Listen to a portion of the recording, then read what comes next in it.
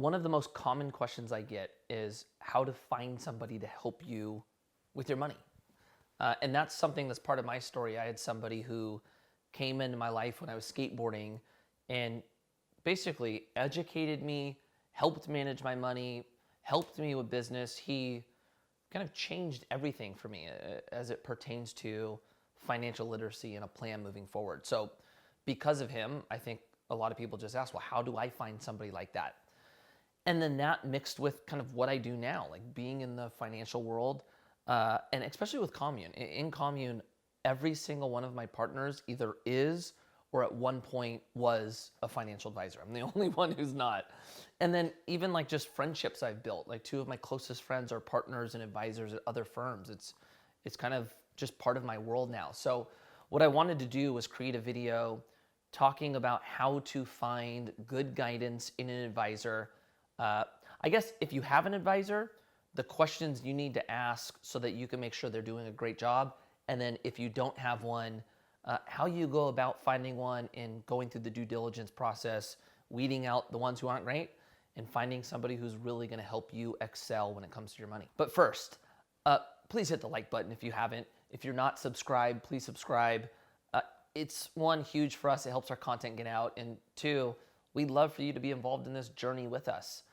Also, leave a comment. Those are our favorite things when everybody leaves comments just talking about what they're doing, how things are working, etc. So we appreciate that. Thank you guys. And let's get into how to find a great advisor.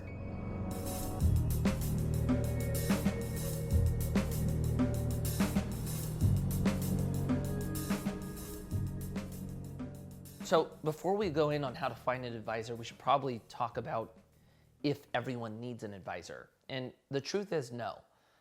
When it comes to financial management, and we kind of talk about this, you have two options. You can either educate yourself or hire the education. And because this is something that you pay for, it's a cost, not everybody is at the point yet where they can afford it or it makes sense.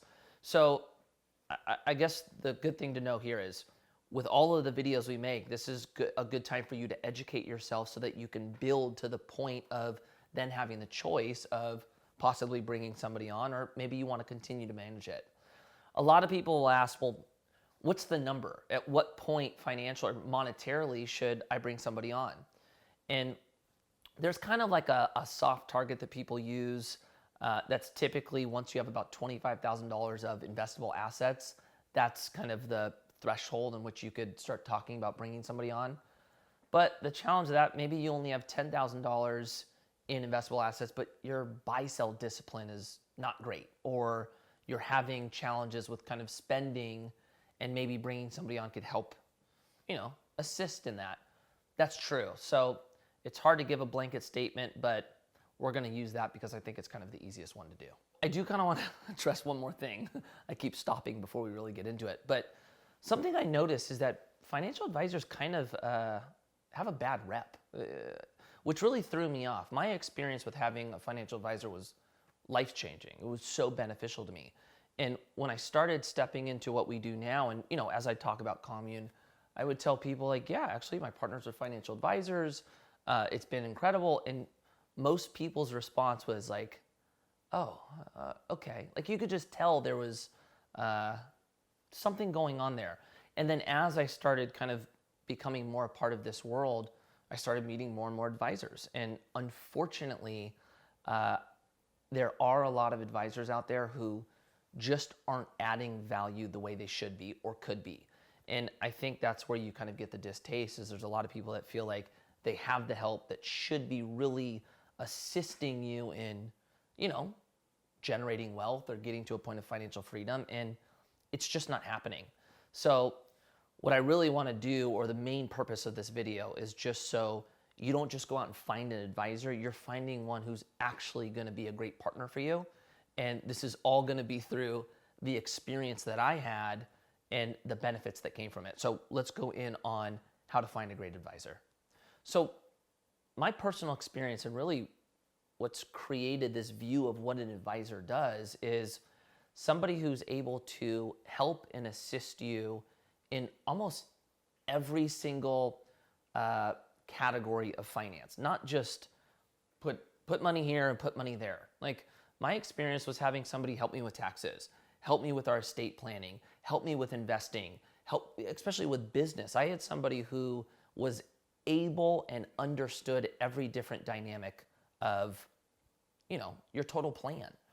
And so with that view, and as we move into the first question that you really want to ask advisors is talking about what their license and their certifications are. And most advisors will tell you that they have their Series 6 or Series 7 or 63 or 65. There's all these series, right? That technically makes them an advisor, but that doesn't mean that they're able to give you or give myself what I expect an advisor to do. So, for example, to get a certain series, you study, you take a test, and then that allows you to maybe sell a security or sell an annuity, but that is very different than what it takes to become, let's say, a CFP. For a CFP, dude, this is years of studying to take this test. You have to have a certain amount of time in the actual industry before you can become it. And it ultimately separates somebody from just selling an investment to somebody who understands the total picture. Somebody that's going to help you with, tax strategy before dollars go in. This is, when you start talking about the total package of generating wealth, my personal belief is you need somebody who understands the total package, and a CFP really is going to understand that. The other thing about it is you're held to different standards, and these are basically, to kind of come back now, these are the questions you want to ask. What are their license and certificates? I'm going to push you towards make sure somebody's a CFP. In that, they're held to different standards, and those standards are basically classified as either a fiduciary or a suitability standard. And what that means is if you have a suitability standard, you can only recommend investments that are suitable to that client. But if you're a CFP, that comes with a fiduciary standard, which means you have to put the client above yourself. Every investment or advice you give them has to be done on what is truly best for them, with you completely out of the equation, or what's best for you isn't involved in this. So I really like and would push you to make sure somebody's held to that fiduciary standard. Also with that, and where I think you should really kind of hit them with this question, is ask them what that means to them. Ask them what it means to have a fiduciary responsibility or standard. And you really want to find somebody who takes pride in it. Somebody who's, you could tell in the way they talk that they're proud to put you first, and they wouldn't compromise that at any instance. And so this is a good way to not only find the person that's more qualified, but also find the person with great character that you can trust. And I think that's a massive component in this. Another really important question that you should ask your advisor is, what's their experience? And also include, have you been through volatile markets before? And, most of them should say yes. If they haven't, I would really recommend you to get somebody who's gone through it. But this is the question you want to ask them is, what did you tell your clients in those moments? And a lot of them will tell you, well, I encourage them to stay the course. Let's stay on plan. That is actually not the answer you're looking for. What you really want to hear them say, and I think what really brings out the great ones, is you want them to say, yeah, we plan for those times. We know those times are going to happen. We plan for them. And then when they do, you're in a position to then buy, because a lot of times there's a lot of great opportunity in that. So finding somebody who prepares, plans, has been through it is going to be massive. We loosely touched on this, but basically what we want to find is somebody that offers the total package. A lot of times, people will come off and tell you, I'm an advisor, I'm a financial advisor. And a lot of times all they do is sell you insurance, or they might just manage your portfolio, that's stocks and bonds, and most likely they'll rebalance it, but that's all they're doing. And what we're looking for is somebody to help you create the total package to generate wealth, almost like an integrated wealth service, right? And I think a good way to explain that is you want somebody who's going to help you with tax planning and tax strategy before dollars even go out. You want somebody to help you with investment strategy. You want somebody to help you with your goals matrix, so the purpose behind your dollars and what you're trying to achieve. You want somebody to help you with estate planning, somebody to help you with insurance, and even cash needs, right? You ultimately want somebody to know everything about you when it pertains to your money and your goals, so that they're making sure you're always in a position moving forward. So this is one that was massive for me, and why I think it's so important to have the total package built is, with my relationship with Randy, I talked to him all the time, and he knew everything going on. He knew about my goals, but we also got together, either quarterly, or I talked to him on the phone monthly to make sure that, I was still on track with my goals. He knew all my cash needs. He knew all my expenses. And anytime I wanted to make an investment, it was like, he would hear me talk about it, and then he would be the one that say, okay, well, judging on what your goals were, seeing the cash we have, seeing the risks and capacity that we could take, this is a good move or this isn't a good move. And you really want somebody who knows kind of everything that's going on with you. This actually just, this was massive for me back in January. In January, I had a meeting with him. This is recently. And, I sit down and he goes, hey, I think we should pull all of your money out of the stock market. And I'm like, okay, why? And he goes, well, dude, with that cash in the market and knowing what your goals are, and my goal right now for the last 3 years and most likely for the next 10 is building Commune. That is where all of my focus is. That's what I want to succeed. And so basically he was assessing it and he was going, look, all of your goals are to build Commune. It's at a stage of the first 3 years. There's opportunity coming. I don't know if it makes sense for us to put that capital at risk in the market, knowing that your goal is Commune. And so we decided to basically sell everything in January. Then March hits and, we look like geniuses, but it had nothing to do with the market. It really came down to the goals that we are trying to attack, and having somebody that's paying attention to it, even at times where you're not. Because like for me, for example, like I'm tunnel vision on Commune. I'm obsessed with the vision and bringing this thing forward. That doesn't mean I'm thinking about all the other aspects all the time. So having somebody who is managing it and keeping that on track, and the importance of knowing all the different components, it's the difference between financial freedom and having money invested.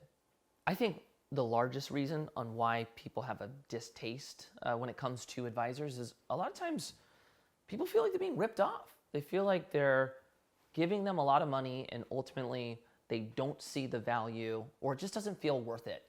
And I think that's why you hear a lot of people say like, investment advisors just get paid to put me in certain investments. And I think the other part about it is there's not a lot of transparency. You don't totally understand how they're making money. And so anytime you don't understand something, it just feels like you're being taken advantage of.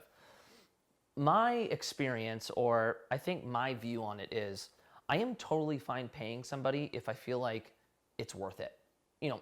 If I'm paying somebody $100,000 a year, but the value is there, it's a justifiable expense. The challenge becomes when you're spending money and you're not getting anything for it. So I think asking this question is really beneficial. And this has been, I think just massive for me in even other regards, not pertaining to money. But because this is money, and because this is something that we work so hard for, we want to make sure we're getting great guidance and help for it. So this is a good question to ask. How are you paid? And not only that, what's all the work that you're going to be doing for me? What is the value that I can expect in paying you this fee? Because remember, it's not about the fee, it's about the value. And, if they sell you some dream, well, dude, this is how you achieve financial freedom, and I want to get your money working, blah, blah, blah. That's not it. What you really want to hear is them go, okay, well, out of all the research I've done on your total package, your goals, your cash, your all of this, I've assessed the amount of work that needs to go into everything you have going on. And with that work, this is going to be the cost. And that cost is going to produce you everything that I am about to do for you. So really what you're starting to feel is they've spent the time and energy figuring out who you are, what you're about, how your portfolio is working, and then they know exactly what they're going to do because they've already done the research. So I think that's a good way to really push on them to make sure you're going to get the value you want in the cost you're going to pay them. The other thing that I experienced that not a lot of advisors do, but I think it's really important, ask them if they spend any time educating the client. That's something that was so beneficial to me, where I had somebody who didn't just manage my money, didn't just understand my cash needs, actually taught me about I mean, dude, everything I talk to you about is basically because Randy told me it when I was 19 to 34. So going through that education process empowered me and also gave me tools to be able to understand why things were happening and ultimately remove the emotion from the lack of understanding. So I think asking and really wanting an educational part of this is really valuable. But to bring it all kind of together, what you're really looking for is the character in a person. You want to make sure that you trust them. You want to make sure that they are capable of achieving what it is you're looking for, making sure they have the qualifications, making sure that they're able to assist in the total package of driving this plan forward. And the other thing too, and I think this is really important, having somebody who's just transparent, honest, and humble. Somebody who's going to tell you, you know what, this is what we were thinking here, because there are going to be times where it doesn't go to plan. This one didn't go to plan. Or there's going to be other times where, like, you look like a rock star. Like for my example in January when we pulled all our cash out. If you asked Randy about that, he wouldn't say, yeah, I knew it was coming. He would say, honestly, I was just following the goals and it just didn't align with our goals. And that's why I did it. And there's a humbleness in his response, but the reality is he's always going back to my goals and does this align? So I think that's what you're really looking for. These are some great questions that you can ask, but truthfully, there's way more questions than this. So what we're going to do is we're going to include a PDF that you can download that's going to have basically a whole list of questions that you can be asking an advisor when interviewing them. And if you have an advisor and maybe you feel like you're not getting the results you want, or maybe you're missing out on some of the things I just talked about, run through these questions, see if anything can change, or it might be time to possibly look for a new one. But that will be included. Please let us know your feedback. Leave it in the comments. Thank you guys, and we will see you guys on the next video.